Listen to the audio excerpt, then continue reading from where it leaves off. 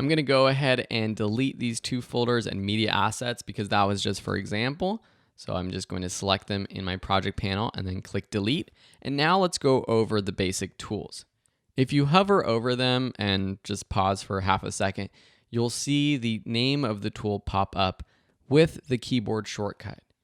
This first tool that is sort of your standard mouse tool that you'll be using for most things you do in After Effects is just the selection tool.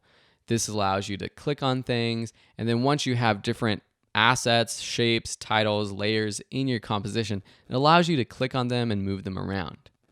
The next is the hand tool, and this actually moves around the composition window itself, or the video itself in your composition window. For example, if I set this to 25% and then I take my hand tool, I can actually move this composition around. And this is beneficial if you have something that you want to zoom in on and then you want to move around your composition so that you can see it more clearly. Speaking of zooming, you can zoom in with the zoom tool. So I can zoom in. Now to zoom out, once you have the zoom tool selected, which is keyboard shortcut Z, you can press Option on your keyboard and then click to zoom out. Option on a Mac, and then it will be Alt on a PC for PC users.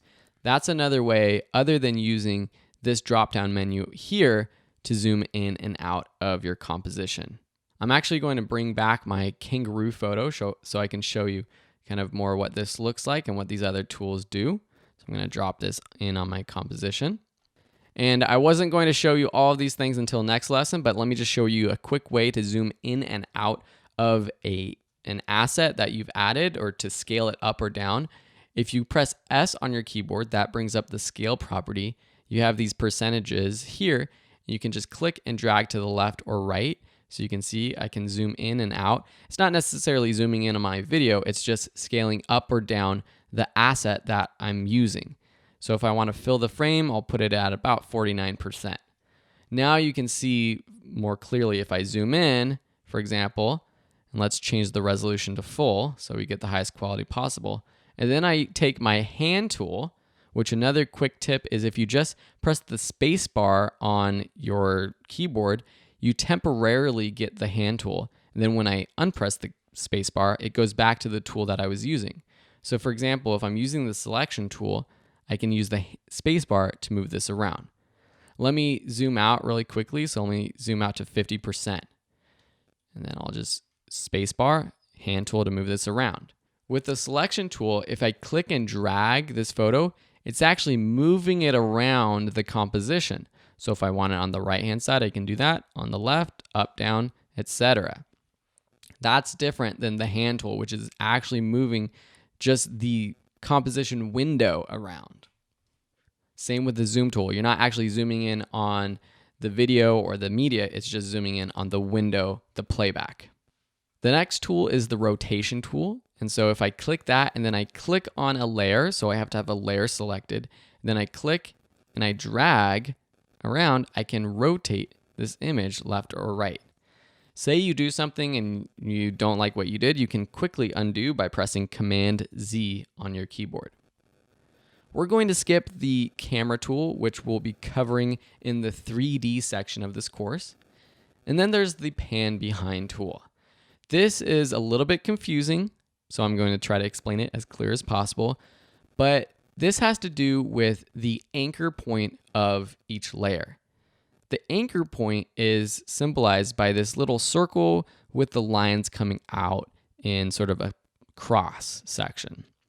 You see that? It's right there. It's kind of hard to see, I know, but it's right there in the middle of this layer.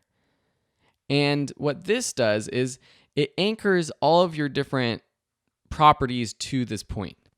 So remember when we scaled this photo up and down here with the scale property? So if I zoom in and out, where is it zooming in and out from or scaling up and down from?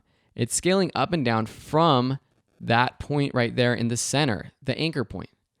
What if I move this point down to the left, which I can do by clicking on our pan behind tool or the anchor point tool? I can drag this anchor point down to the left. And now if I scale up or down, it scales from that point. See how that works? And so the anchor point is going to really come in handy later on when we're changing how we animate different layers. This will also affect the rotation. So if I go back to the rotation tool, it rotates from that anchor point. In the rest of this lesson, we're just going to go over these 3 other tools: the rectangle or shape tool, which is also the mask tool, the pen tool, and the text tool or the type tool. These other tools are a little bit advanced, and we'll be going over them in a later lesson of this course. First, the rectangle tool.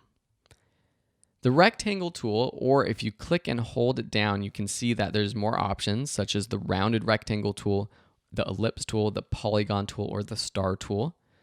This allows you to create shapes.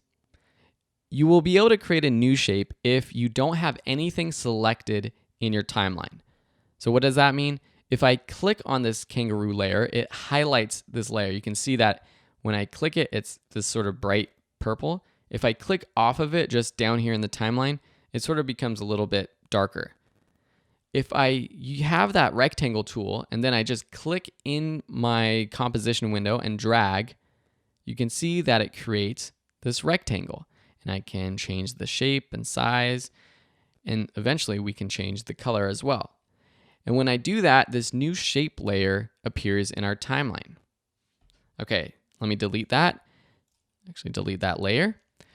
Now I want to show you what happens when I have the kangaroo layer selected. And then I have this rectangle tool selected. And then I try to create a rectangle. What happens is I'm actually creating a mask of this layer that's selected. Cool, right? So if you want to crop or quickly cut out a piece of your photo or any of your media assets, you can do that with this shape tool, or what becomes a mask tool. Let me undo that and say we want to create a circle or an ellipse, as they call it. We can choose that tool and then just drag around our kangaroo's face. I'm going to show you how to create perfect squares in the next lesson. Let me undo that. The next tool is the pen tool. While this is selected, what I can do is just click around, and it basically creates a custom shape. So every time you click, it creates a new point, and then you have to complete all of the points in a complete circle for it to actually become that shape. Again, with the kangaroo layer selected, it creates a mask for this kangaroo layer. Let me undo that. Undo.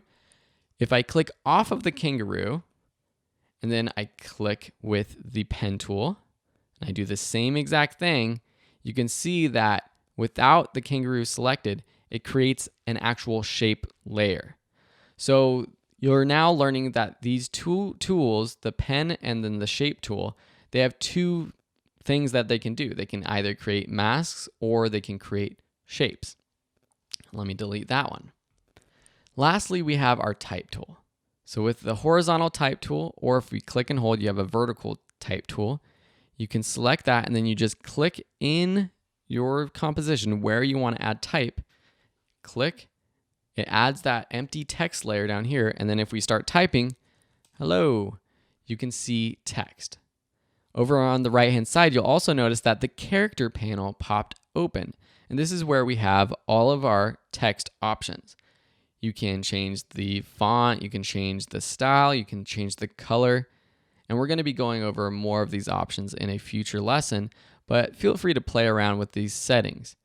Now, it won't change anything unless you have your text highlighted with your text tool or your type tool selected, or if you go back to your selection tool, now that selects all of that text and you can change these settings. So if I want to change it to white text, I can click the text color, which is this window right here. That brings up our color picker, and then I can drag around and change to white, for example. If I want to change the font, I just choose a different font. If I want to change the size via this method, which is different than the scale method that we showed you down here, I can change the text pixels or the font size pixels. Those are the basic tools in After Effects. And as you can see, there's so much in After Effects, and I hope you're learning so far. It may seem like we haven't covered that much, and it's true. There's so much more to cover, and this course has already been, 30, 40 minutes long. So I hope you found it beneficial so far. These lessons are really the basis, the foundation, and as we move forward, we're going to get more into the real world aspects of it. But hopefully this has been helpful. And in the next lesson, we're going to be going over more of these different options in the timeline.